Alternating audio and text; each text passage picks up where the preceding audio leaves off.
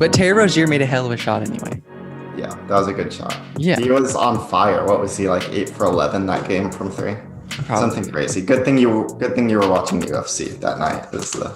Yeah. So should we get into it? Yes, sir. I only have like 2.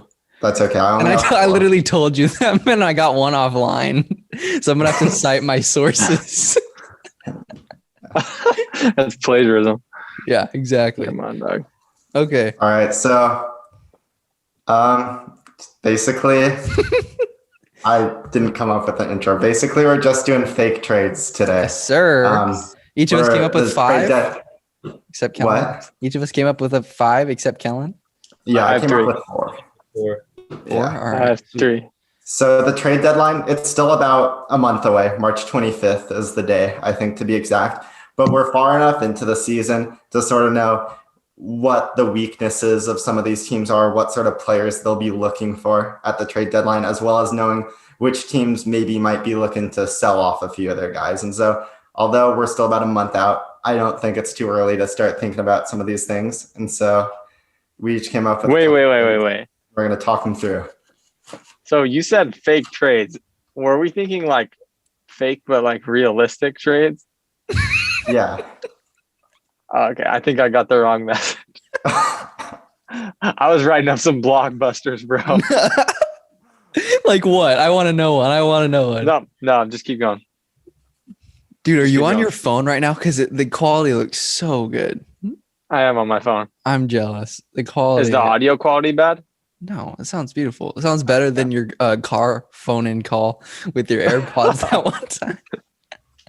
That was so funny. I cannot wait to hear a blockbuster. That's going to be fire. I have a few blockbusters with, well, not blockbusters, but I was thinking of a couple with Kelly and maybe a draft pick. Dude, no, I was just like literally guys like whoever I wanted, putting them wherever I wanted. Like when you're saying fake, like I was just like, yeah, no rules.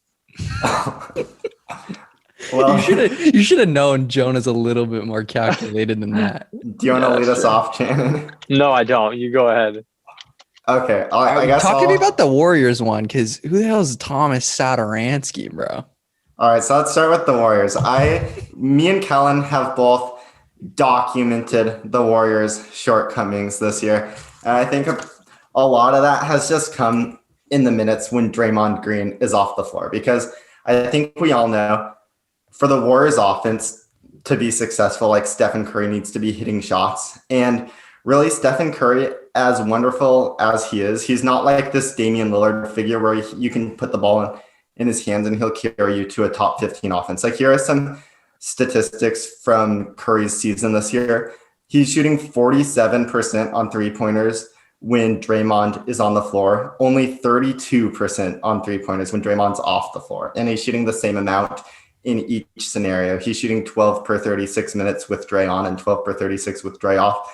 So a very big discrepancy there. And a lot of that is just because when Dre is off the court, more of Steph's shots are off the dribble. They're more difficult attempts. He really has to kind of take on the brunt of the playmaking by himself when Draymond's off the floor. Because as we know, Draymond, he's had a wonderful season playmaking for the Warriors, getting a ton of assists, really kind of being the fulcrum of that offense. So when Steph is out there with Draymond, the Warriors are scoring 117 points per 100 possessions, which is pretty good, shooting 58% effective field goal percentage, which is, again, above average. But when Steph is on the floor without Draymond, that drops to 111 points per 100 possessions and a 52% effective field goal percentage. And I think that just speaks to how deeply rooted these problems in Golden State are, that they can have one of like arguably the most gifted offensive players of all time on their offense. And that's still not enough to even be league average. Like I think the Warriors, they're going to need to make some changes at the deadline. And I think a lot of that just comes with 48 minutes of competent playmaking. Like Brad Wanamaker, I'm a big Brad Wanamaker fan.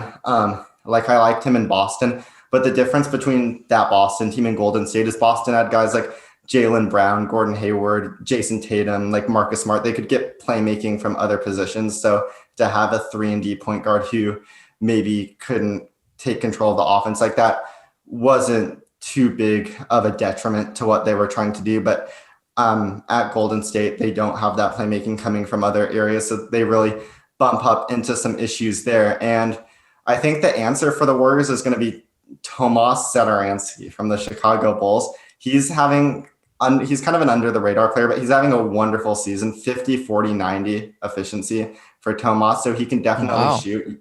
You're giving up Kelly Oubre in this trade, which I probably should have led with that. You're giving up Kelly Oubre and Jordan Poole, and you're getting Tomas Satoransky and Luke Cornett.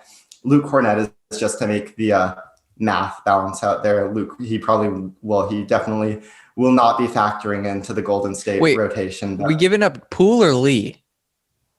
Poole. Okay. Because I think on the picture you sent it has Damian Lee. Did I put Damian Lee? Yeah. Because I'm completely okay with sending Jordan. Yeah, it's Jordan Poole. Yeah, Damian Lee. That would not be as favorable to the Warriors. Or if they wanted to take Alan Smailagic, like even better. But Smiley, baby, can't be choosers. So anyway, back to Tomas Satoransky. He's averaging 7 points on 50, 40, 90 efficiency. Only a 17% usage, which that's low for a point guard. But really, you're asking him to play make, and he certainly can do that. He's got a 30% assist percentage and a 3.23 assist to turnover ratio. Compare that to Draymond, 33% assist ratio, but 3.15 assist to turnover. So very, very similar numbers there. He's got a very high feel for the game. He's a very active cutter, which I think that'll play very well off of Draymond Green, off of Stephen Curry. Like, this is something we talked about even preseason with the Warriors, is that in order to make Steve Kerr's system work and in order to play well with Stephen Curry and Draymond Green and kind of fit in that offense, the Warriors, they want as many smart high feel players as they possibly can. And Satoransky, he certainly fits that billing. Just a very smart cutter. He can shoot the ball. He just knows how to find space on the floor. And I think the reason you're concerned here about giving up Oubre is he's been more of a defensive presence. He's starting at shooting guard in the absence of Klay Thompson, and he's been taking on a lot of those difficult guard assignments. When they played the Blazers, for example, he drew the matchup of Damian Lillard. Satoransky, he's actually as tall as Kelly Oubre, and he's a bit heavier. He's 6'7", 210 pounds. So he's certainly up to that challenge of guarding the other team's shooting guards or even small forwards in some instances. He's not the most amazing one-on-one defender, but as I said before, he's just a super high IQ, high feel player. He's and every team he's ever been on, their defenses have been better when he's been on the floor. And I don't think that's a coincidence, because he's been in the league for 5 seasons and his team's defense is always better when he's playing, which that's a big deal. And 4 out of the 5 teams he's been on, their offense has been better when he's in the game as well. The one exception was in his rookie season, and 538's defensive raptor, box plus minus, those all rate him as a positive defender as well. And so just a very solid two-way player who I think could fit in the Warriors system and give him some playmaking, give him some shooting. I just think a much more natural fit than what Oubre gives them right now. Yeah. I'm just a little salty you boys left me out of the loop with the NBA trade machine, because that would have made things a little bit more fun to do it instead of just coming off at the top of my head. Yeah, bro. Same here, bro. Oh. Yeah, that's a very great resource. It just has all the salary. Yeah, it's freaking sweet. But okay, so is this I'm about to make mine right now? Is the Thomas Satoransky things could that be legit, or is that just kind of your NBA knowledge, you just came to that? Yeah, it's not sourced at all. This is just kind of me thinking that would be a good pickup for Golden State. Damn, yeah. He's shooting 40% from beyond the arc this year? Low volume, but yeah. Okay. That's okay. But I mean, he shot 40% 3 seasons in his career. So this is by no means an aberration. He's just not a high, and all of them are assisted too. It's not like he's pulling up or anything. Wow. He sick. Very much is just sort of a play within the flow of the offense kind of guy. Mm-hmm. Damn. You guys came up, looking at the group chat, you guys came up with some saucy trades. I like it. I like it a lot. I like the one. Wait, Wesley, did you do the one with the Warriors and the Magic? Yes, I did. Yeah. Yes. Yeah. Loving it. Do you want to just give your next one, Jonah, or do you guys want to go on a line? Maybe we should go on a line. Wesley, you want to give your Wait, Kellan, you want to react to the Warriors trade? Do you think that sounds like a good idea? Would you do it? Heck yeah, but I don't know anything. Does Cornette even play? No. He's just, like I said, just to kind of make the salary work out. Yeah, okay. It And would the players. it would really sting to lose Dealey. Yeah, no, it's going to And be Mess- Jordan Poole. Huh? It's going to be Jordan Poole. I just messed it up in the. Oh, okay, sick. Yeah, Jordan Poole. Okay, yeah. Yeah. I can Yeah, you hang with get to that. keep Damian You don't Lillard. want to mess with the Curry family dynamic there. No, absolutely you have to keep not. You have to keep Dealey in the bay. Sick. Yeah, I'm down for that. Because Kelly, but Kelly is turning it up a little bit from 3. But I'm down. All right, Wesley. Okay, so I'll go with the. So I'll start off with the Heat right now. So the Heat, as you guys know, they've been struggling, not living up to their expectations that they had before the season, not living up to their bubble run. And I think a lot of it has to do with like a lot of teams are just locking in on like Duncan Robinson, Tyler Hero. These guys like aren't surprises anymore. Now they're at the top of the game plan. So opposing teams know exactly how to stop them. So I think in order to keep up with just the star power that the Nets have, or like the Bucks with their 3-headed monster, the Heat I think might have to make like a big time move, like a big time Hail Mary move of getting Bradley Beal. Yeah, that trade would include Bradley Beal to the Heat for Tyler Hero, Goran Dragic, Kelly Olynyk, and 2 first-round picks. So Kelly Olynyk, who cares? But that's a lot of sauce. Yeah, right there. dude, this is one. Beal with the Heat is one we talked about before, dude. That is, I think it would be sick.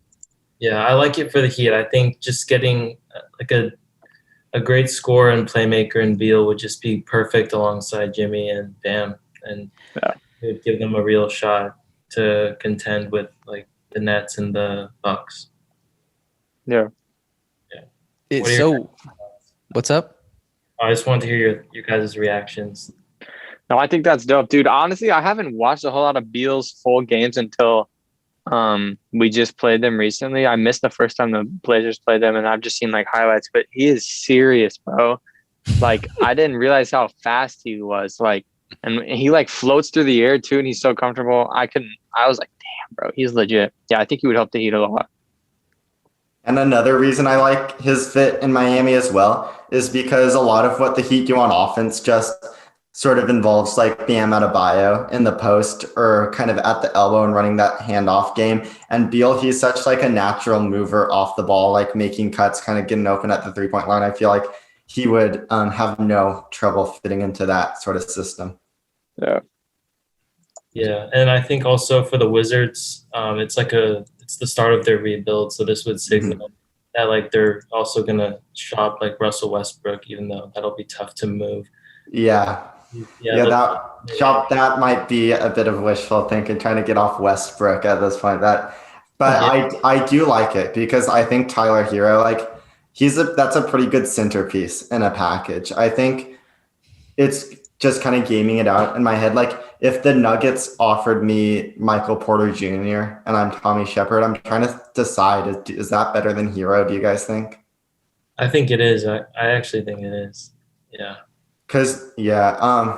But who knows if that would even be on the table. It's such kind of it's going to be very fascinating if that ever becomes a real thing, because you're probably going to have Philadelphia offering like Ben Simmons, Miami with Tyler Hero, like the Nuggets maybe with Michael Porter Jr. Like those are some very interesting offers. But if they decided to move on from Beal and this like was the only thing on the table, I mean, I think Washington would be happy, especially a lot of what the Heat have, like Jimmy Butler. You don't know where he's going to be at in a few years. He's kind of getting on the older side of things. And so those picks that are way out in the future, those could end up being valuable assets. I mean, the Heat, they always kind of find a way to field a pretty competitive team. But theoretically, if some of their players trail off, those picks could be looking all right in the future. So I do think that it would make sense for Washington, just like kind of depending on what else was on the table, but in a vacuum. Yeah, for sure, dude. It's so weird seeing picks that far out, like 2024 and 2026. Did you just randomly pick that? Yeah, I did. That's sick. That's dope. Imagine where we're like, we'll probably Yeah, that's crazy. That's a long ways away. Yeah, I know. It's insane. Yeah, dude. Channon, can we hear a blockbuster? Yeah, I want to hear. Yeah, okay. Blockbusters. I just cooked it up on this little trade machine. Okay. I mean, it's not as bad as my other two. But so here's what we got. The 76ers give up Danny Green and Seth Curry. And in return, they receive Zach LaVine and Garrett Temple. I like it. Why are the Bulls doing this? Yeah, that's where it gets that's where it gets unrealistic. Was that a is the other side of success? it. It was a success. Wow. And Well, the Sixers the success is only based off like whether the CBA mechanics work. Like it doesn't really have to do with whether like Logic. it doesn't really have to do with one team would accept it or deny it. Yeah, the Wow. analysis is that the Sixers get 10 wins better, but no, yeah, it really doesn't make any sense for the Bulls, obviously. I guess maybe like my argument would be that they're just going to try to like use Danny Green and Seth Curry as like assets to maybe like get picks later on or something and rebuild around like Kobe White. Yeah. I don't know. That's where you I like the fit of LaVine on Philadelphia. So I like where you were headed in that direction. I feel like if the Bulls decided to move off of Zach LaVine, they could probably do much better than you're not even Seth Curry. you're not gonna like my other trades. Oh, but yeah, no, I think LaVine would be dope in Philly.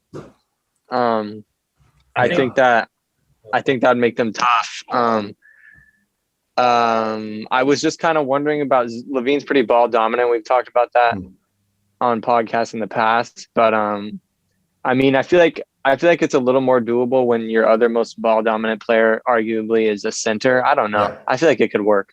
Yeah, I think like in Philadelphia, like they've got a full like shelf of picks, and so they could definitely send some stuff if they wanted Zach LaVine. Like they could make it happen. Like I think the salary structure of what you did was perfectly sound. If anything, I think this is just off the top of my head. I actually like what Seth Curry kind of brings to the 76ers. Like I would wonder about maybe taking him out and then putting in like a Mike Scott and Tony Bradley. Yeah. And then I thought about that. And then you could put in Tyrese Maxey because I think the Bulls would love to have Maxey and then maybe a pick or two. And then that's almost like exactly my other scenario I had, and then I just put Seth in there. Yeah, I think that I like the idea of LaVine on the Sixers quite a bit because as brilliant as Joel Embiid has been this season, his playmaking, I don't think it's gotten too much better. Like his assist to turnover ratio, Zach Lowe talks about this all the time on his podcast. It's still as bad as it's ever been. And I think teams will still be able to double him in the playoffs and just kind of dare everybody except Seth Curry to shoot, which has kind of been the story for the Sixers the past several seasons. And so they've been better this season, but they still kind of have to prove it to me in the playoffs with this current roster construction. But I think if you add in Zach LaVine, that's a totally different dynamic because LaVine is really a guy who can go and get his own bucket, like in the final few minutes of playoff games when you kind of need somebody who can score in isolation. And so I love the idea of LaVine on the Sixers. And I mean, like, I do think there is a path for them to get LaVine. And so, yeah, I think that would be dope. Dude, how do I work this thing? Where do I slide the player at? I'm trying to do it on my phone. I do just click him. Just click him? Yeah. Just tap on him, the player. Oh, and then you just literally press trade. Got it. Yeah. Okay. Makes sense. I don't know. All right, well, Kellan's, have you gotten one yet, Kellan? Well, we'll talk about just because I like this player so much, and just because he looks sick, and then I just was texting it. I was texting it to Jonah yesterday because I run everything by Jonah, right? So I was just like, what if you trade like Oubre for Josh Hart or something like that? But then Jonah's like, it would be way too expensive because then you'd have to probably give away like a first round draft pick, right? Is that what you said? Well, yeah. The thing I kind of got hung up on. The reason that my gut impulse was just to tell you no right off the bat was that these trades don't usually happen very often. The Warriors and the Pelicans are kind of locked in this battle along with like the Spurs and like the West, you don't want to help Grizzlies. those teams out and Yeah, stuff. like they're all trying to get the 8th seed, and Got like it. those teams, they don't usually trade with each other very often. They Yeah. don't kind of want to help each other. That makes sense. But I do like the fit of Hart on the Warriors. Like he's a good passer and he can shoot kind of just a connector on offense, and then he can definitely guard a lot of positions on defense. I think Oubre, what's Hart's salary? Probably like $4 million, and Oubre makes like $12 million. So the Pelicans would have to fill in a little bit of money there. Mhm. But yeah, I mean, and it would be a homecoming for Kelly Oubre back to New Orleans, which Oh yeah, that's that's actually I didn't even think about that. I think New Orleans probably says no. You probably have to like throw in some picks and stuff. And then Josh Hart, he's an expiring contract anyway. But I mean, he is a restricted free agent, so there's still some team control there, but he's going to get a raise. Yeah, I just don't really see that one happening. I mean, like the chances of any of these ones we talk about happening are slim, but I just think there are a few barriers to entry in that case. Yeah, that's facts. Can I just never mind? We'll go. Wait, do you want to give you another one of yours, Jonah? Sure, I'll Okay. give another one of mine. Let's How do I get picks in here? just is there a thing that at the top that says picks? Oh yeah, I'm literally blind, dude. That's okay. I don't think it's not very user friendly on the phone. I'll just do my most boring one to get it out of the way. This one is between the Bucks and the Knicks. The Bucks get Austin Rivers. The Knicks get DJ Wilson, Sam Merrill, and a 2022 second round Milwaukee pick. And so the main reason for this, number one, is just to get the Bucks out of the luxury tax. They're about $1.5 million over the luxury tax, or I mean, they're about 500,000 over the luxury tax. Sorry, and so shedding about $5.5 million of salary in DJ Wilson and Sam Merrill, just bringing back Austin Rivers. That brings them under the tax, which certainly will be a goal of theirs at the trade deadline. And they also get Austin Rivers, who's a guy who can help them, because going into the season, we all kind of knew what the shortcoming of this Bucks team was, just that when teams loaded up to stop Giannis, they didn't really have another source of half-court creation, and so that kind of could cause their offense to bog down at times. And certainly Drew Holiday, the trade they made for Drew Holiday was to solve that issue. And Chris Middleton, to his credit, has improved dramatically as a pick and roll ball handler. And Budenholzer, give him credit as well. He's evolved his offense quite a bit this year, using Antetokounmpo much more as like a traditional big man and allowing him to set screens and roll to the basket, while Middleton and Holiday take on more of the ball handling duties. But you imagine coming off the bench in the playoffs. I didn't mention DJ Augustine, but DJ Augustine, I don't think he's going to be a guy who past the first round can give this Bucks team much help. Like he's just kind of a small guard. He's going to get picked on defensively. Like we see this every year, that those small guards who are mostly there to help on offense, just kind of, they get picked on. They get played out of the series. Like even a guy like Kimba last year, obviously with his offensive talent, you keep him on the floor, but he had a massive target on his back when they were playing the Heat and the Raptors in the second two rounds of the playoffs. And so I just think having Austin Rivers as sort of that replacement for DJ Augustine, Rivers a much bigger, more physical player, maybe a little bit less skilled, definitely not the shooter that Augustine is, but I think they'll like just having that option to go to if that becomes less realistic. And again, like the main purpose of this trade is just to duck below the tax. And the Knicks, after Emmanuel Quickley is kind of broken out as a late first round pick and they made the trade for Derrick Rose a couple weeks ago, Austin Rivers has really kind of fallen out of the rotation. And so they'll have no problem moving on from him. I imagine that's going to be something that they try to do, and getting a second round pick as well as DJ Wilson. DJ Wilson has never really gotten his career off the ground in Milwaukee, but maybe New York can give him a little bit of run. Mitchell Robinson, who knows how long he'll continue to be out for. Maybe DJ Wilson can find some playing time there. And so, yeah. Yeah, that sounds dope.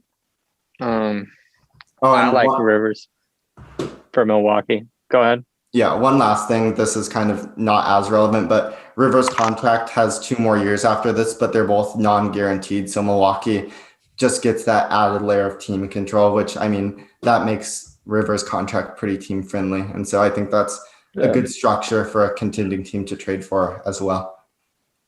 Yeah, For sure.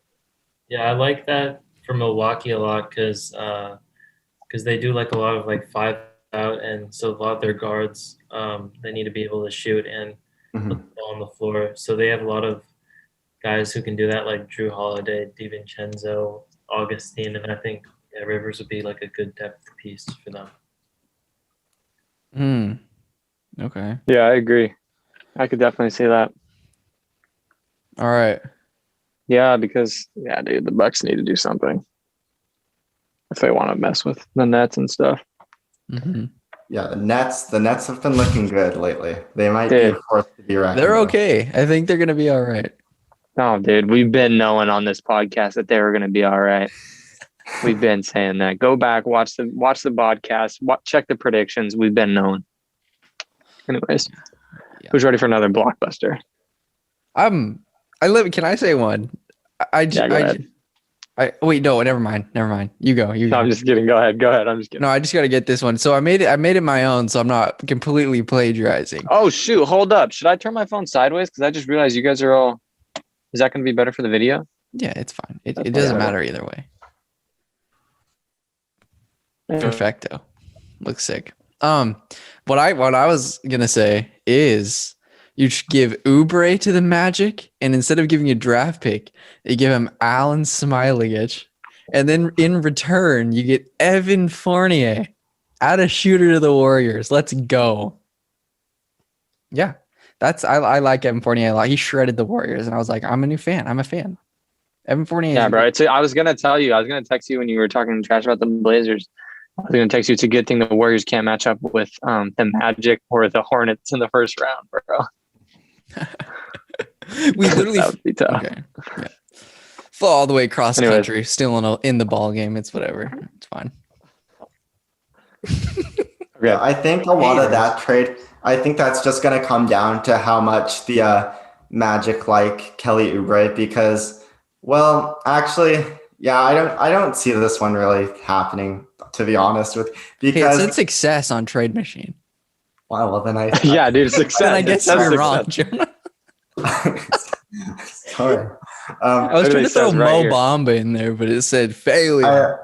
I just feel like the Kelly Oubre, he's not going to want to play for Orlando. He's going to leave them in free agency. Alan Smileyich, he's kind of a nothing burger. I mean, if the Magic want to move on from Fournier, there are going to be picks available, whether those are good multiple second round picks or maybe you even could a first round instead pick. of Smiley, you could do a second rounder. Yeah, I don't know. If the two things have to be true. I feel like one, they need to like Kelly Oubre, and Kelly Oubre also needs to like them, because Kelly Oubre, he's really kind of the main pice of this trade going to Orlando. And so if Kelly Oubre is just going to leave in free agency, I don't really see Orlando's side of this. I mean, what's Golden State's pick situation? Do they have their own pick this year? I forget what picks they gave to Memphis to get off of Andre Iguodala the other year, which I don't know. I was actually looking at that today, and I was looking at mock draft, and it had us picking like midway, like 12 or something in the first round this year.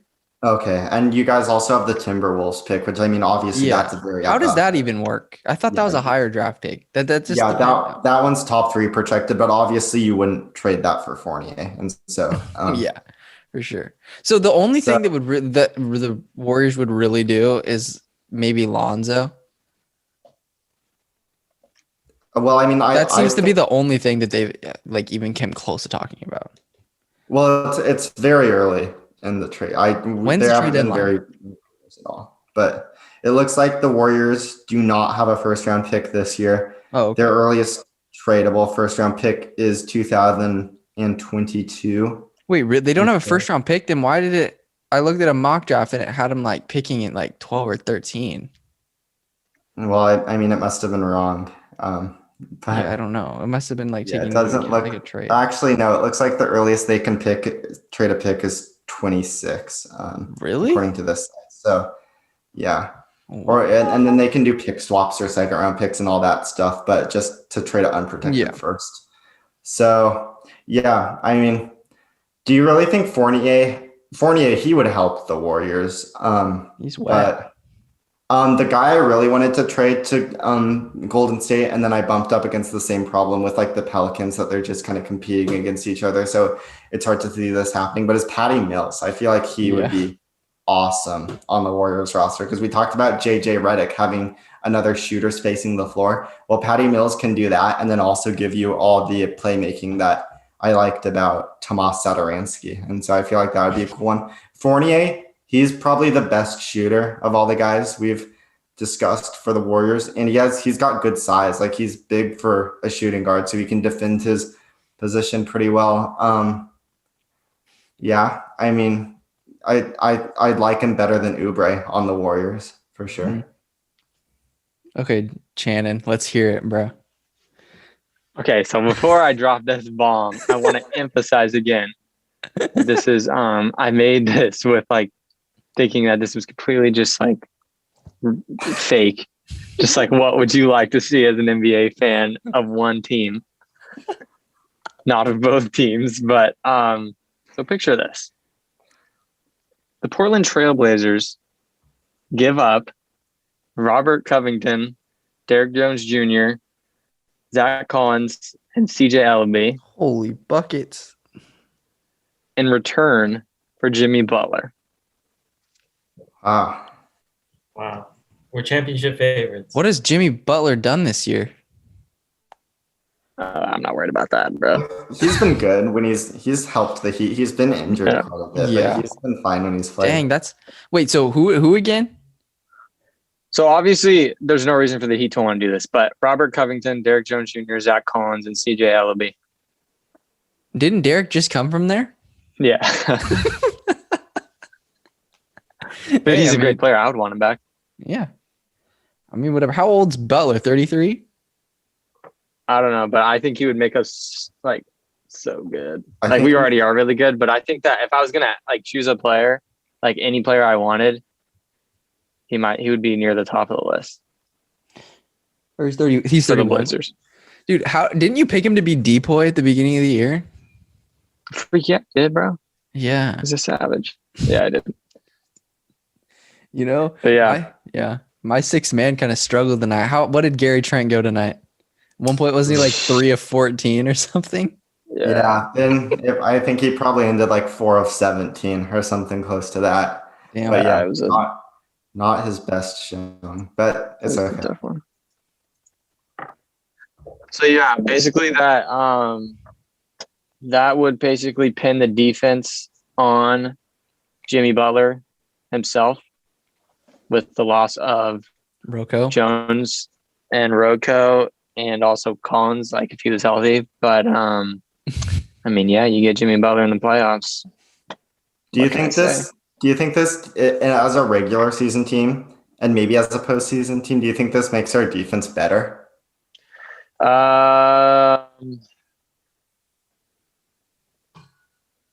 No. I don't know if I'd do this as the Blazers, because Covington, he's an important piece of our team, and Derrick Jones, like, those are our 2 starting wings. And when you, no, I know. And our backups are Rodney Hood and Carmelo Anthony. So it's not like you're sending away Derrick Jones and Rocco and replacing them with these defensive like stalwarts. Here's the vision. So with those losses comes the emergence that has already begun of Nasir Little. Yeah. Okay. And so we're bringing him into some bigger minutes. Okay. And we're sliding Jimmy Butler to play kind of more power forward. We'd be kind of a small team, but yeah. And then obviously Nurkic at center. And so that's basically my vision there. Wow. Because I think Nasir's capable. But, yeah, me too. And I think the 3-headed dragon of Jonah's intriguing. Dame, CJ, and Jimmy, I think that's tough because those are just 3 pure playmakers. Mm-hmm. I feel like that's sort of like the same idea of the whole situation in Brooklyn. A little less, like Jimmy's a little more well balanced in those players maybe, but just that 3-headed dragon at the kind of guard position. I think that would be crazy. I think in the playoffs, maybe that makes us better. I don't know about necessarily more regular season wins, but I feel like a Jimmy Butler, Damian Lillard pick and roll I feel like that would be cool. And then yeah, 'cause if you switch it, like Jimmy Butler's probably one of the best at attacking mismatches, and so I feel like we could get Jimmy. Yeah, I think that makes our offense unstoppable. Which yeah, I mean, I we're agree. already a top 10 off or top 5 offense, so I mean, Yeah. push us over the top. Did you get anybody with the Heat? I mean, from the Heat for that, or would it just have to be Jimmy Butler on his own? Because you're like giving up a lot. What about the triumphant return of Myers Leonard? That was considered. No, I'm just kidding. But yeah, no, it would definitely depend on some guys stepping up defensively. Like I said, Nasir Little, we'd rely on Gary Trent Jr.'s defense a lot. Yeah, some young guys would have to step it up. But yeah, that was one I thought of. Yeah, I like that for the Blazers because I mean it is all about the playoffs, and that for sure makes us a better playoff team. Yeah. I got okay. I'm gonna throw some more in here. I want to figure out some more trades on this trade. All right, let's look at. I want to see Wesley.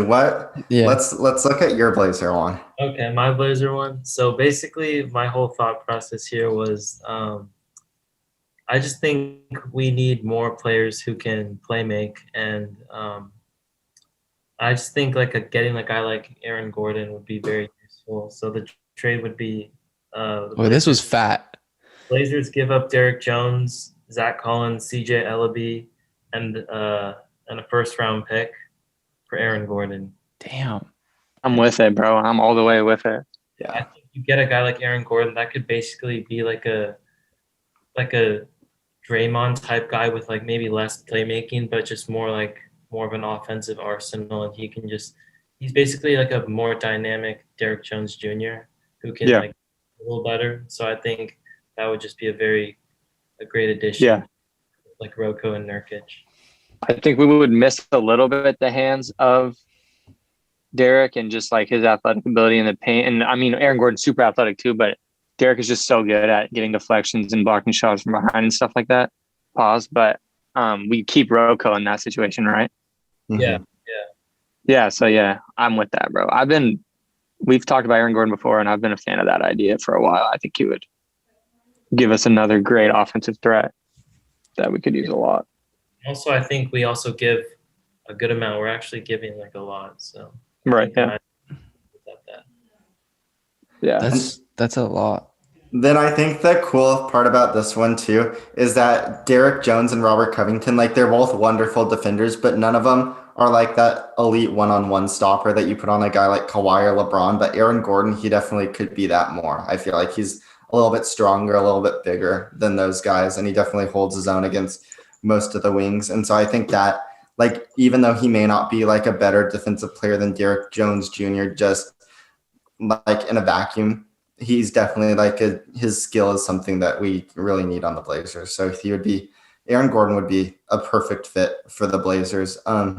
Especially like he's been a little bit overcast in Orlando on offense too. And that's the reason he's never really been a shooter. I feel like he's just had to do way too much off the dribble, way too much creating his own shot. But if he's just like, if you take Aaron Gordon and just give him the shots that Derek Jones has been taking in our offense, like Aaron Gordon, I feel like he would be much, much more efficient than he is in Orlando. And I mean, his numbers in Orlando are, I think, already better than what Derek Jones is doing in Portland. And so I just feel like offensively, this is a no-brainer. And defensively, like Aaron Gordon gives the Blazers a dimension that we don't already have. And then for the Magic, like, yeah, it makes sense because you're getting 3 young players and a first-round pick. So I think they do this as well. I'd be sad to see Zach Collins fall to the power forward of the Orlando Magic curse. This would not be a good one for Zach Collins, but yeah, I think it makes sense. He's joining Amino. Yeah, he could Facts, bro. He could be with Amino. Yeah, I mean, I think this makes sense for both teams.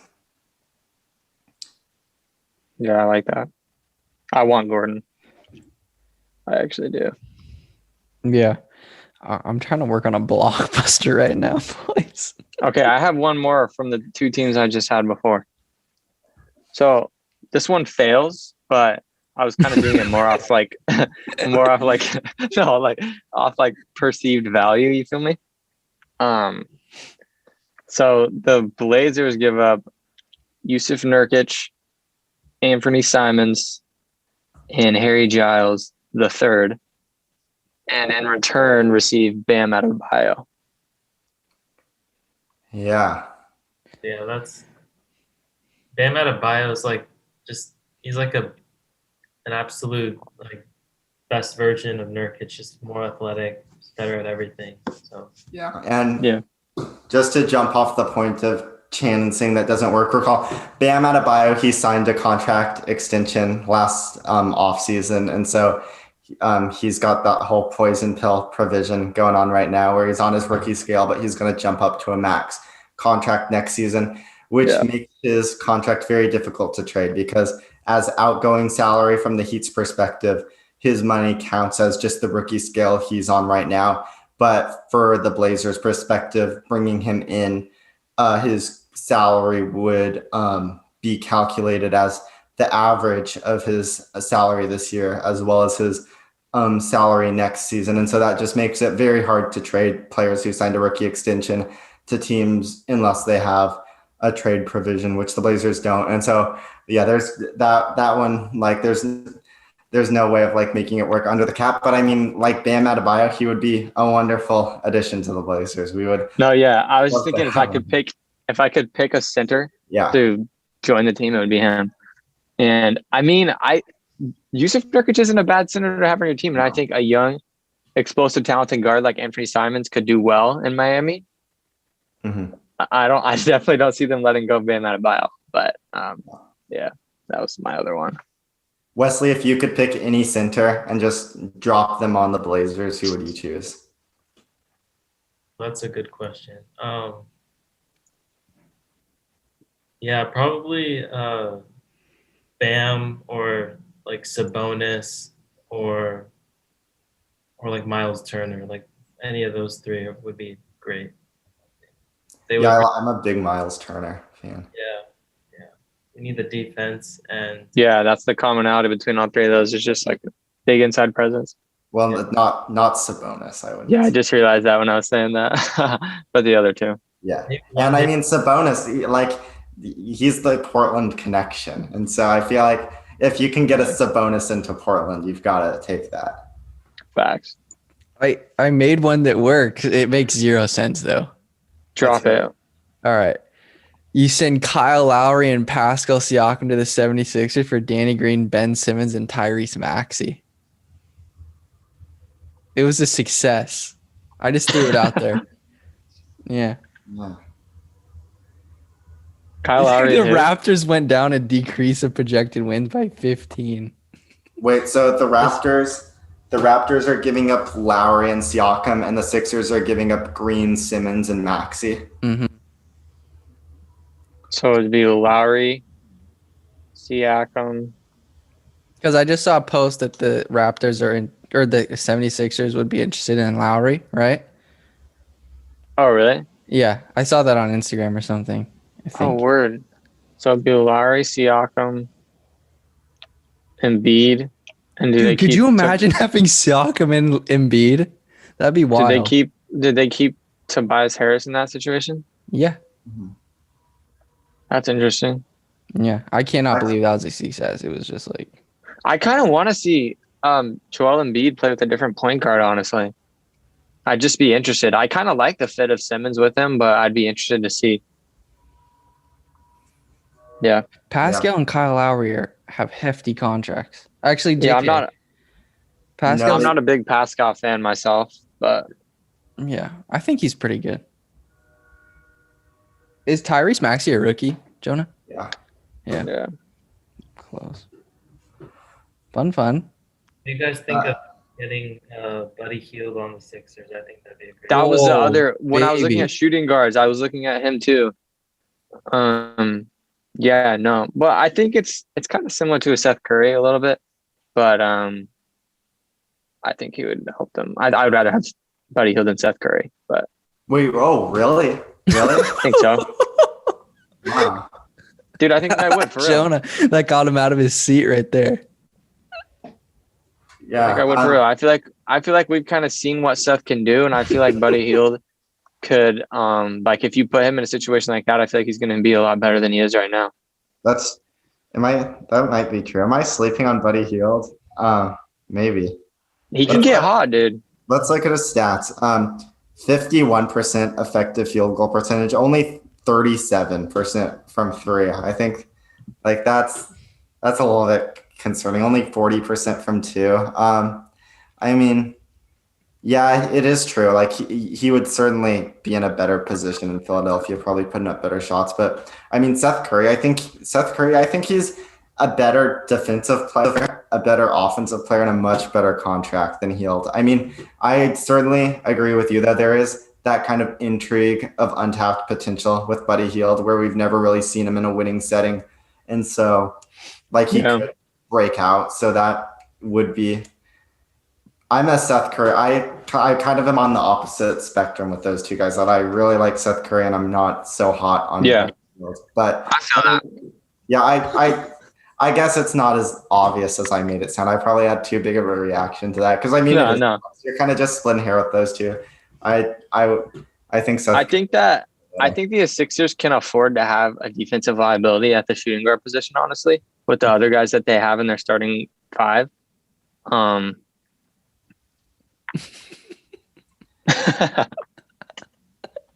Jonah would be but yeah, I think that Hield, the type of guy he could be for them down the stretch, would be like a get hot type of guy. You know what I mean? Like running off screens and stuff like that. Seth Curry, as high of a percentage as he is, I worry about him like in like a high pressure situation. I don't know. Like we haven't really necessarily seen that from Buddy Hield, but he's had big games, and for some reason, something about him, the way he carries himself, I feel like he has that ability to kind of turn that on, that clutch G. Yeah. But yeah. No, I definitely see it either way for sure. Jonah, to get Buddy Hield to Philadelphia, you'd probably have to give up Danny Green, I would guess. Let me look at his contract. I didn't know how big. Wait, where is Victor Oladipo really looking to get dealt? Oh yeah. Where? Oh yeah. Where? To Miami, I think. He wants to play in Miami. Really? That would be fire. What about Kemba? Well, I think they might have a hard time trading. I'm just looking at the trending players being traded list. Oh yeah. Kemba, you're kind of selling low on him right now. I think Kemba might turn it around. I think it's a little bit concerning. Just his knees really seem to be kind of a recurring issue. So you kind of worry he might keep getting hurt. But this would definitely be selling low to the fullest extent, which. Geez, bro. Buddy Hield's contract is huge. Yeah. He didn't get paid like recently. Mm-hmm. And it goes on for 3 more years after this one too, which that's tough. Yeah, I think that might be a hard one for Sacramento to move. Mm-hmm. I agree. Yield's kind of having a down season as well. Is like Andre Drummond, do they already kind of, I mean, isn't it's illegal to talk? No, it's not. Like, have they already been talking to people about who they want to give him to? Yeah, they're I don't see Andre Drummond getting traded this season. But why isn't he playing then? Because they want to try to trade him, but I just don't think that would be a big just fail. What would be if he didn't play and then they couldn't get anything for him? I mean, it's not that he's pretty washed up. He's not really. He's helping the team more by sitting on the bench. It's better just to give those minutes to Jared Allen. I mean, Jared Allen, he's already. That's facts. That's true. I agree. But Drummond, Celtics, I think maybe that could be good. What'd you say? Drummond on the Celtics. Instead of TT. That's just his contract is just it's so hard to work with. I feel like because the Celtics they do have that trade exception, but he's just making slightly too much money to fit into it. What would Celtics have to give up, Joe? Well, I mean, it would have to be Kimba, and then That doesn't sound that bad, does it? Especially if Kemba's knees aren't good. yeah. I mean, I don't think either team would want to do that though, because I mean, the Celtics, like Kimba actually helped him. Like he was phenomenal in the playoffs last year, Yeah. at least in the first round against the Sixers. And Drummond, he's pretty washed up. And for Cleveland with Drummond, at least he's an expiring contract, and so you get off him at the end of this year, and you've got cap space, and you can do what you want with it. But with Kemba, you have to pay the guy for a few more years. So I mean, like if I will say, like if Drummond gets bought out, then like yeah, for sure. I think I think this because the Celtics they could use an upgrade at center. I think it's fair to say like yeah. So I mean, it does. I mean, I am all in favor of them like seeing if they can get another center. I just like Drummond. I think the NBA is going to find it tough to find a loving home for Andre Drummond. I saw something that said Drummond can give you the most meaningless 20 and 20 ever, and that's facts. Yeah. So true. A lot like Hassan Whiteside, honestly. For the Celtics? No, no. Just in terms of a meaningless 20 and 20, I think. I was about to say, yeah, dude, him too. Yeah, that's definitely up there. There was someone else too that they actually put on there. Might have been Russell Westbrook. I don't know. Just like stats that guys would have got if they didn't play. So it's like, whatever. Yeah, Russell Westbrook, another in that Andre Drummond camp. Well, I guess Andre's expiring, so not as much. But Russell Westbrook, pretty clearly the worst contract in the NBA, I would say, from a perspective. Yeah. Wesley. Yeah. How did you talk about the Warrior Magic trade yet? Oh, no, not yet. So how do the Warriors get Terrence freaking Ross? So basically, it was. Let me take a look at it. Because that would be sick. Yeah. So I Shoot or think, shoot, baby. yeah, we got Kelly Oubre and 2 second-round picks going to the Magic, and then the Magic give up Terrence Ross and James Ennis and a second-round pick. So basically, it's the Warriors just getting deeper with Terrence Ross, like a guy who I think is a better playmaker than Oubre and is also a better shooter. He's just, I think, he'd be a great fit next to Steph, and then James Ennis is just a solid defender. So. I think Terrence Ross is really good, actually. I'm a Terrence Ross fan myself. Yeah. I like his game a lot. He's not as scared at all. What do you to think? shoot.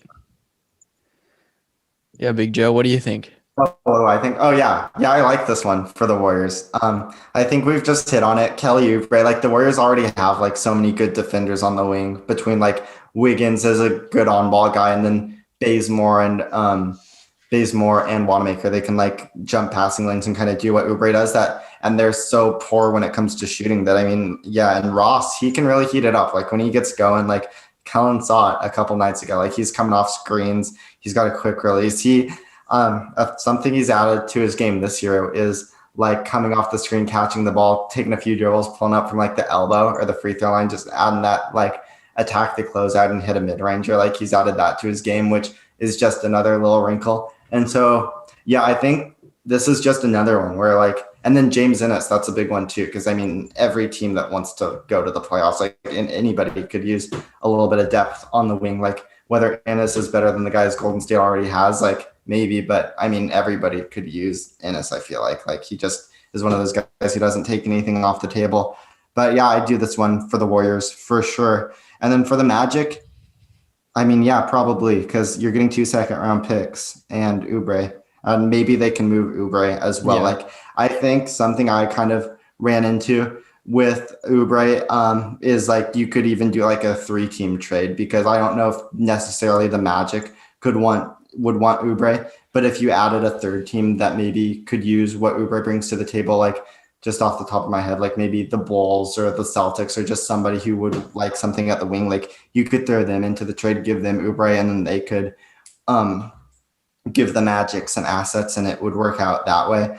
But yeah, I like this one a lot. And then I really like what Wesley did here as well. And this is something that I thought about with my Satoransky trade. And then I forgot to mention it. but the Warriors trading for a guy on a multi-year contract, because basically what's going to happen is that the Warriors are well over the tax, well over the cap. And so if they lose if Kelly Oubre walks in free agency, which is certainly a possibility, they have no way of replacing him, because it's not like if they renounce their rights to Oubre, it's not like they're opening up a chunk of cap space. Like, no, they're just replacing it with nothing and Oubre's gone. So by preserving that cap slot and by preserving that money, by bringing in a guy whose contract stretches out for 2 years, they kind of lose that risk of just losing a player for absolutely nothing, which I think is something they should be conscious of, because they're planning on being a competitive team for a few more years. And so I definitely enjoy that aspect of bringing in Ross, who still has a few more years on his deal. Satoransky, I should have said this earlier, he has a non-guarantee for next year, with $5 million of that being guaranteed. So the Warriors would be picking that up. And so, yeah, I think this one works out well for both sides. Fire. Kellan, is Toscano Anderson, is he doing well? Oh, hell yeah. He's been big shooting and driving, dude. And he plays great defense. Like, he kind of just like gets the whole vibe of the other team, and he just tries to emulate them, which is pretty sick.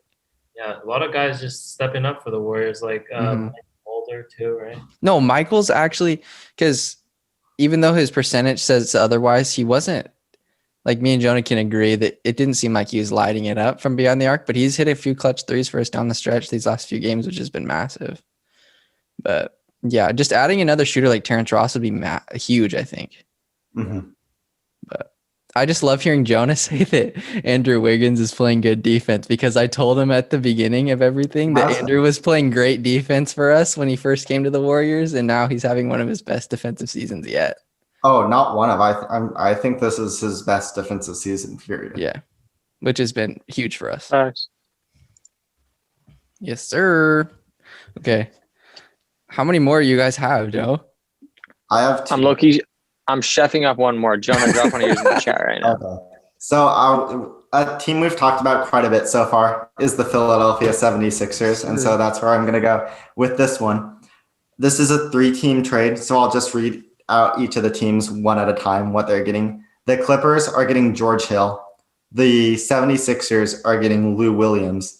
And the Oklahoma City Thunder are getting Mike Scott, Fiondu Kabengele, and 2 second-round picks, one from New York and a 2022 one from the Clippers. OKC is sold already. As soon as you said pick. Yeah, they get the draft pick. And that's kind of a funny thing, because I was kind of reading up and seeing what all the Oklahoma City blogs and websites and podcasts and whatever I could find about OKC, what they all had to say. A lot of the Oklahoma City fans, like, they don't want more picks. They think that these draft picks are going to have diminishing returns for them at some point. And that's just not the case, because I think what we can see is that once you turn those picks into players, and once you draft the young guys, then, like, sure, yeah, then you might start to run into some issues, because you just have more guys than you have roster spots, and some guys have to get sent to the G League, and some guys just never crack their rotation. Like, that would be an issue. Draft picks, they don't have diminishing returns at all, in my opinion, because you can always just consolidate them and trade up for higher picks. Like, if you have like the 22nd and the 26th pick, you can trade up and get like the 19th pick. So I don't think that those draft picks would have diminishing returns in the slightest, just because you can always trade them for better picks. And so I don't understand that logic at all. And so just using that as a jumping off point for the Thunder. I mean, Mike Scott, he's obviously not a needle mover at all. He's a little bit later on in his career, hasn't really been a part of what the 76ers are doing. Fiondu Kabengele, the Clippers drafted him as, I think was he a late first round pick? Yeah, I'm pretty sure he was a late first round pick in 2019.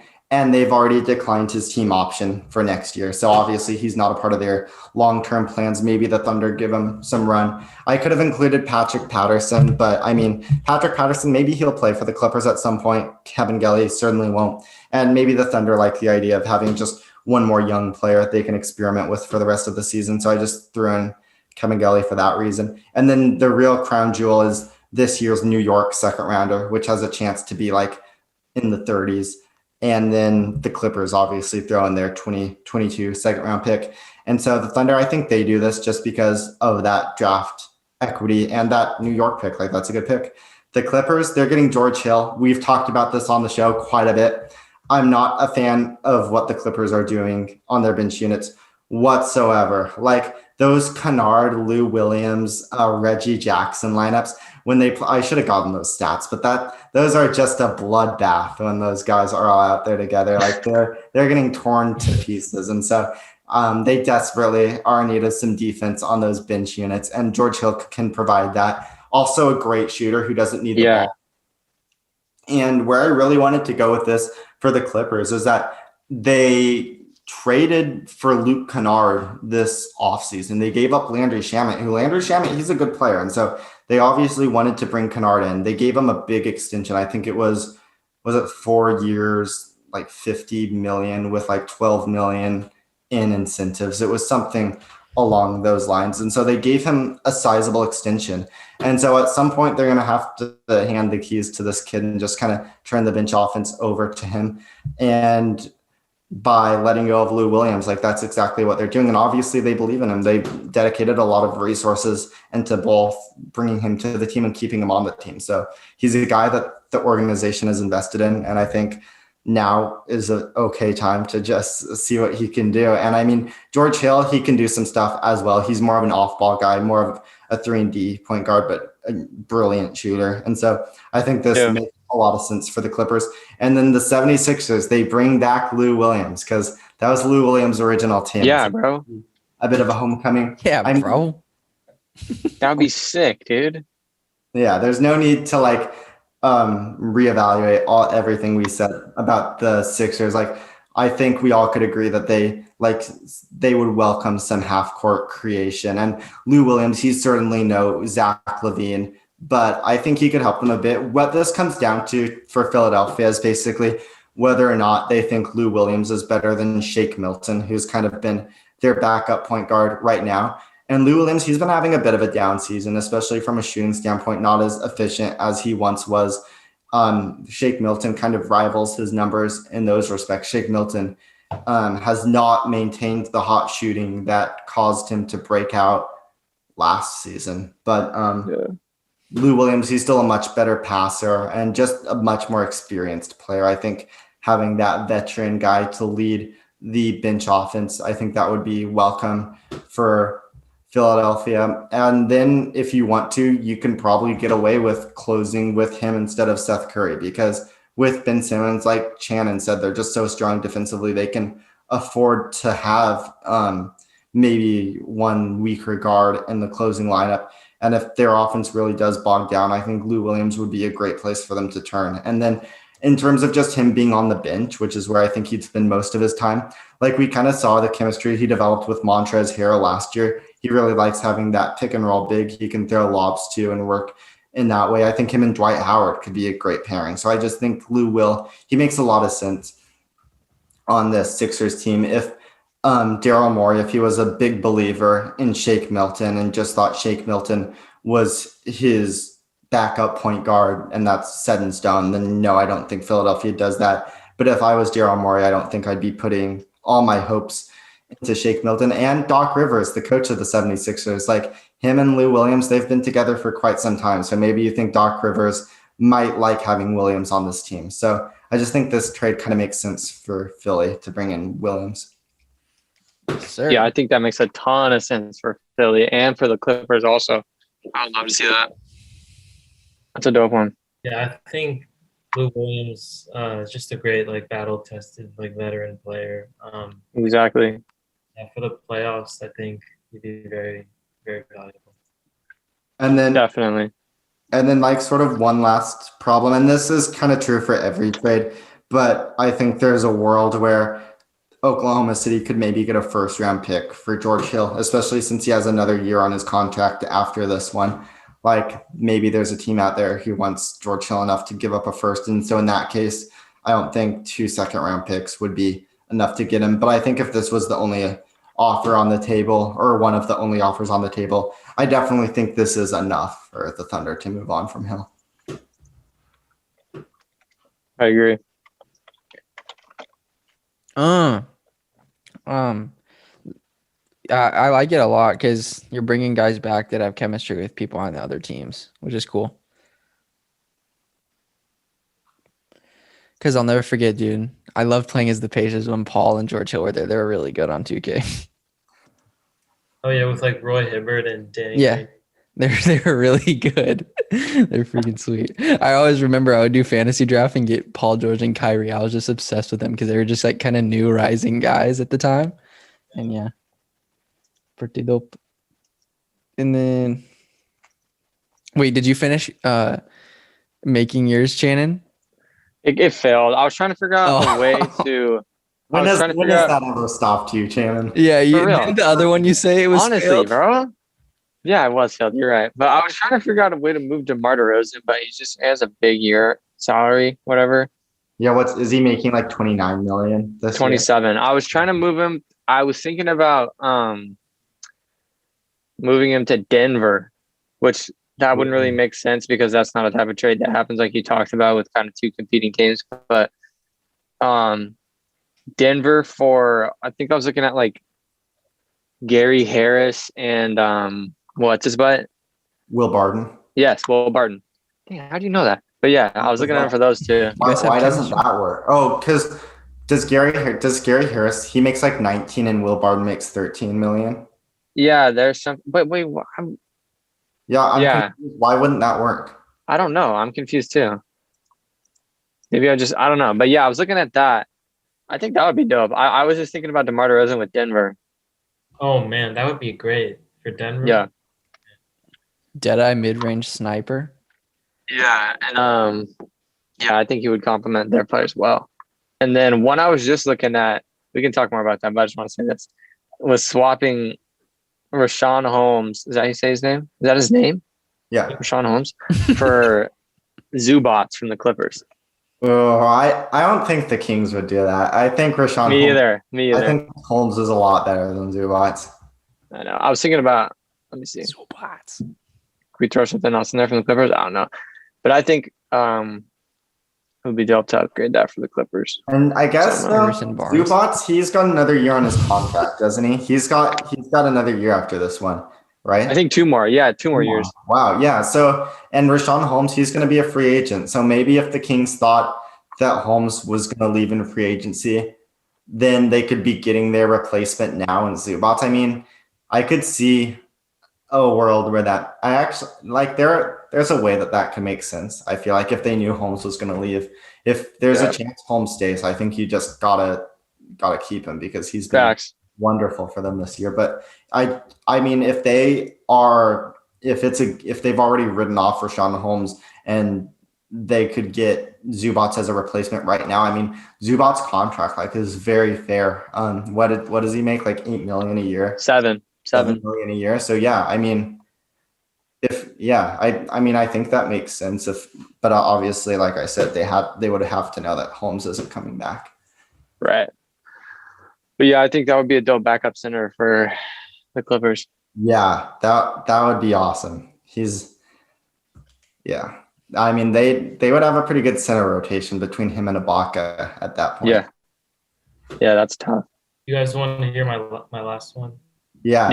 It's the 3-teamer with the Grizzlies, right? I was just looking at that one. It's my favorite, my personal favorite. So basically the Celtics get Jonas Valanciunas.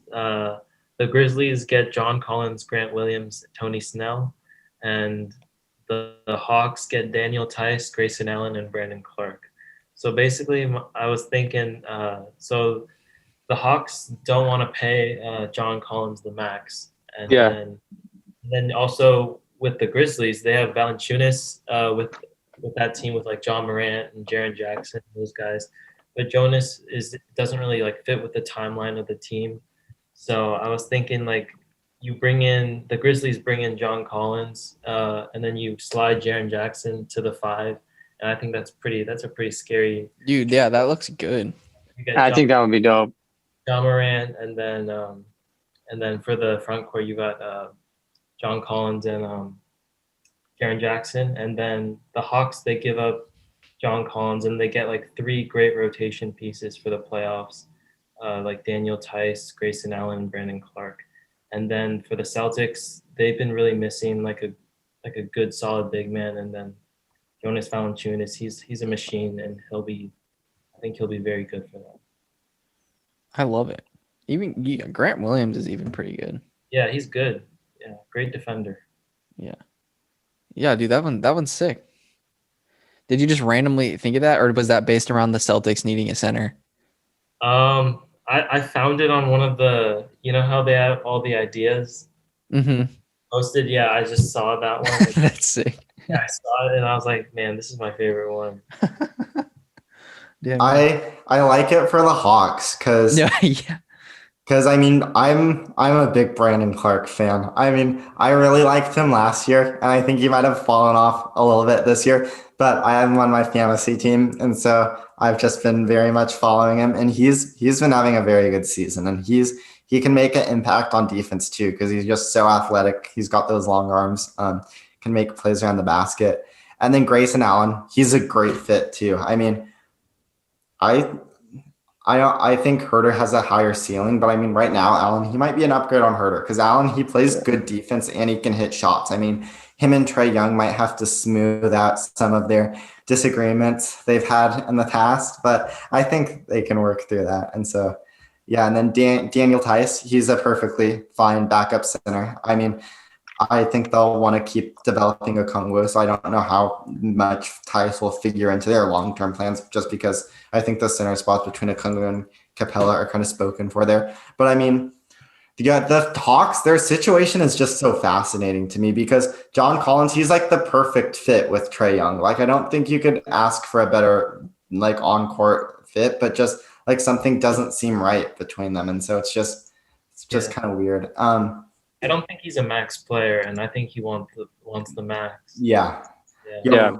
I think he turned down like a 4-year, $93 million extension in the offseason, which I think that is fair. I think that's what his value is at. But I mean, he's a forward and can average 20 points and 10 rebounds and good efficiency. So he's a good offensive player. But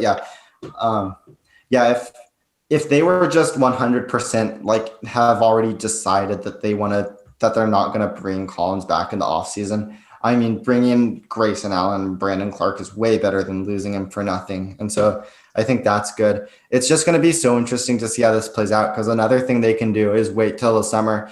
And because John Collins is a restricted free agent, they can kind of negotiate a sign and trade in the summer. So it'll just be interesting to see how that plays out. But if they were to trade him at the deadline, like, this is perfectly fair. For the Grizzlies, bringing in John Collins, another guy to fit with their young core, I like that. Grant Williams, like you guys were saying, I love Grant Williams. He's so underrated, but like he's a tremendous defender at his position. And for my money, he can basically switch across all 5 positions. Like, he may not be able to guard the fastest of point guards, but he's a pretty versatile defensive player. So yeah, I love the addition of Grant Williams. I mean, I love Grant Williams and Brandon Clark, both of them equally, but I think bringing in Grant Williams, that's enough to offset the sadness of letting go of Brandon Clark. And then you also bring in Tony Snell. I'm a Tony Snell fan, but he's an expiring, so who knows what the story will be there. And then Jonas Valanciunas to the Celtics, like, he could help them a lot. I feel like he's a great screen setter. He can protect the rim. They need that Embiid stopper, and so maybe you can just get Jonas Valanciunas to pull him off the rim or something on a dunk. And so, bro, is Jonas Valanciunas the one guy that tried to hurt Dame low-key in the playoffs in the bubble? Remember that? I remember Dame dunking on him. I remember him trying to roll over or doing something, and I hate him ever since. Is he the guy that looks like Travis Kelce? Yeah. Yeah. Okay. I don't like that guy. He tried to low-key hurt Dame on I don't like him either. I don't like Jonas, but he's a good player. But I remember he tried to low-key hurt Dame in the bubble, and ever since then, it just rubbed me the wrong way. I think this would make sense Who says no in this? Who do you guys think says no? I don't know. mean, I that's think the Grizzlies win a it. good Low-key. question. It's so interesting because it's hard to like split between what I think would happen in real life and like what I would do as a general manager. Because if I were the Hawks, if I could put myself in Travis Schlank's shoes, I think I'd be just trying to make it work between John Collins and Trae Young because I think those two have a chance to be pretty good together. But I don't know what's going on there, and so I mean, yeah, I don't know. I think this is a really good idea because, like, yeah, I mean, and if I'm the Celtics GM, if I'm Danny Ainge, like, I don't think I'm giving up Grant Williams for Jonah and Jonas Valanciunas because I'm a big Grant Williams believer. But I mean, they need a center. I mean, their team's been so disappointing. So it seems like there might be sort of that desperation where they want to bring in a guy to try to win now. And Jonas Valanciunas could certainly help them do that. And so I think this is a very intriguing idea for sure. I really just Yeah. like of John Collins next to Triple J. Mm-hmm. Yeah, I mean that would be sick on offense. Like they would. There's just so much energy with John Morant, dude. Yeah. That would be insane. Did you cook anything I else think- up, Shannon? No, I'm out of. Yeah. Yeah, I can't do it. Like I don't know where to go with this. Jonah, did you have one more? Yeah, I've got one more. It's kind of my blockbuster, my 14. let's go. Oh, this And is a so- big boy. I saved it for last. So the Nuggets, we've talked about it a million times on the podcast. They have the worst rim protection defense in the league. That gap between them and number 29 has continued to grow. And frankly, right now it's not even close. So they bring in PJ Tucker, who he is in terms of power forwards who can protect the rim. You're looking at Anthony Davis, Draymond Green, maybe Robert Covington, and then PJ Tucker. Like those are probably the best rim protecting power forwards in the NBA. And he's on the market. Yeah, and can come over and give those help side blocks. And so, yeah, I think that makes sense. And then Robin Lopez, they need a backup center. It's clear. Isaiah Hardenstein, he's not an NBA player. So they bring in Robin Lopez, he's still got some gas left in it. I was very impressed with him. Me too, bro. In Portland. That was crazy. So yeah, I think in the minutes when Jokic is off the floor, Robin Lopez would just be huge for the Nuggets instead of Hardenstein. The Wizards get Myers Leonard, who obviously is the the biggest piece in this trade, and they also get Kendrick Nunn. So they get a nice young player who's about Kendrick's to hit good.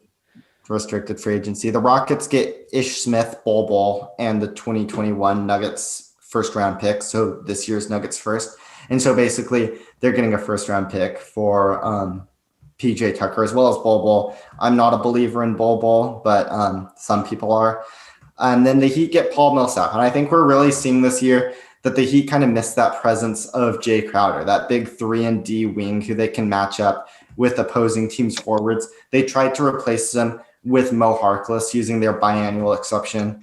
This offseason, they brought in Harkless. Harkless has already fallen out of their rotation. He just never really worked there in Miami. So Paul Millsap, that would be huge for them. Millsap, again, like Crowder, a very big, strong defender.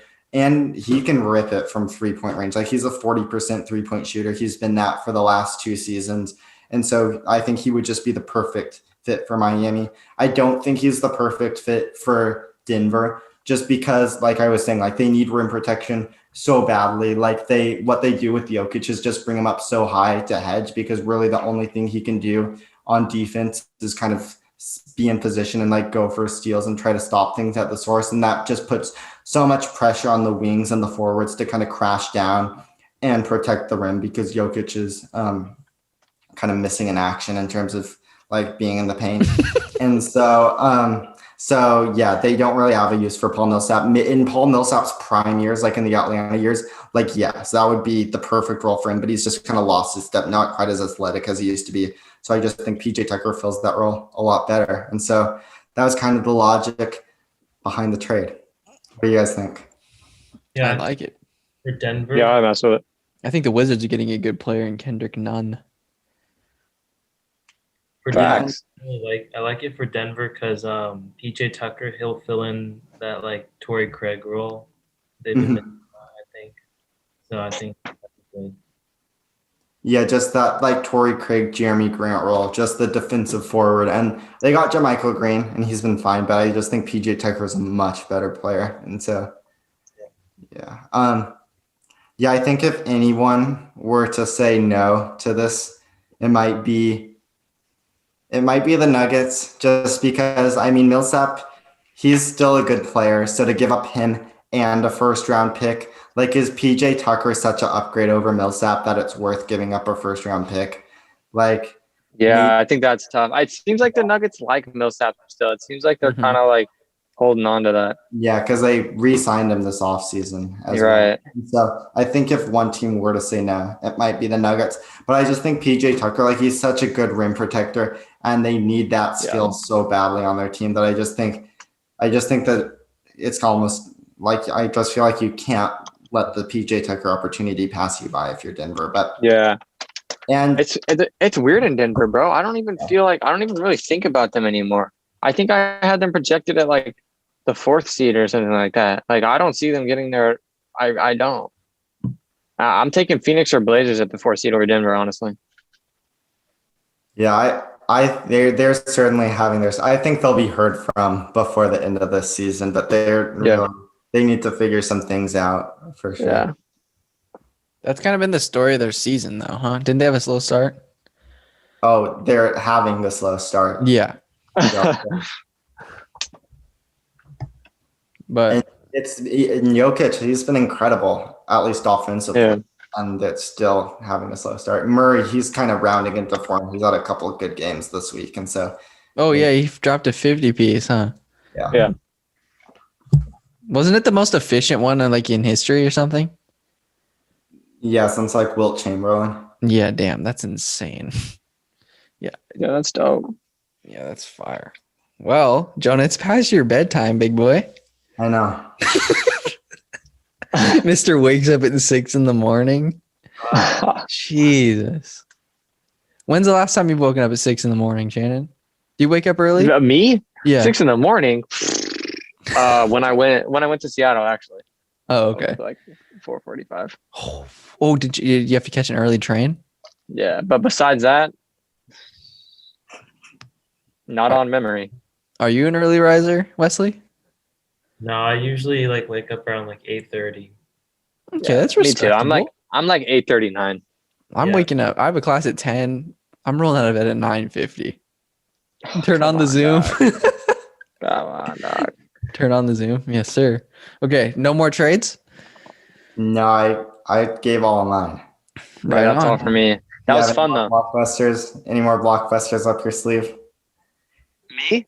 Yeah, maybe for next time Hey. you can maybe you can figure out how to bring Kawhi Leonard to Portland. I think Dude, I could make that happen. Hey, I could 100% make that happen. how did the Lakers get a Kristaps Porzingis?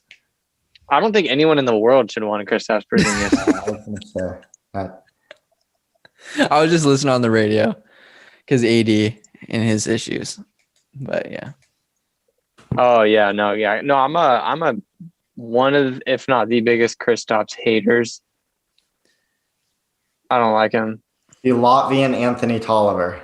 Yeah.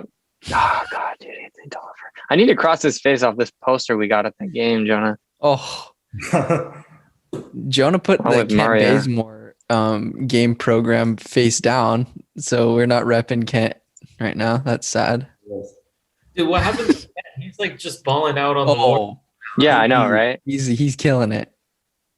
Not a Ken Bazemore I know. Like, He's getting boards. He's I hitting don't know what three that's balls. about. He has a nice stroke for a lefty. It's nice.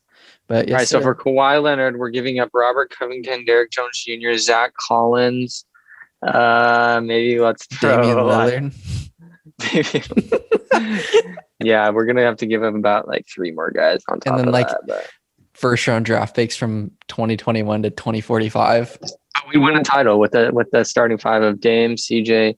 Okay, the starting 4 of Dame, CJ, Nurkic, and Kawhi Jimmy Leonard. Butler. We'll play with 4. Jimmy Butler, CJ McCollum, Dame, Kawhi Leonard, Yusuf Nurkic. That would be a death row. It would. When's KD come back? Apparently, it doesn't 'Cause they matter. don't even need him, Yeah. which is pretty insane. I don't Yeah. think anybody knows yet there. Yeah. That sucks. But yeah. All right. Pretty All right, sweet. my boys. Warriors gonna smack the Knicks tomorrow. Let's go. Okay. Let's hope, man. Gotta I get mean, something they out of have the road to, trip. right? we have no choice. Yeah, there's Yeah. no way because they haven't lost more than 2 in a row either, and so it just wouldn't make sense. No. It would not make sense. Yeah. All right. Good night, guys. Good job. This was a good one. Bye, Wesley. Thank you for Later. coming on.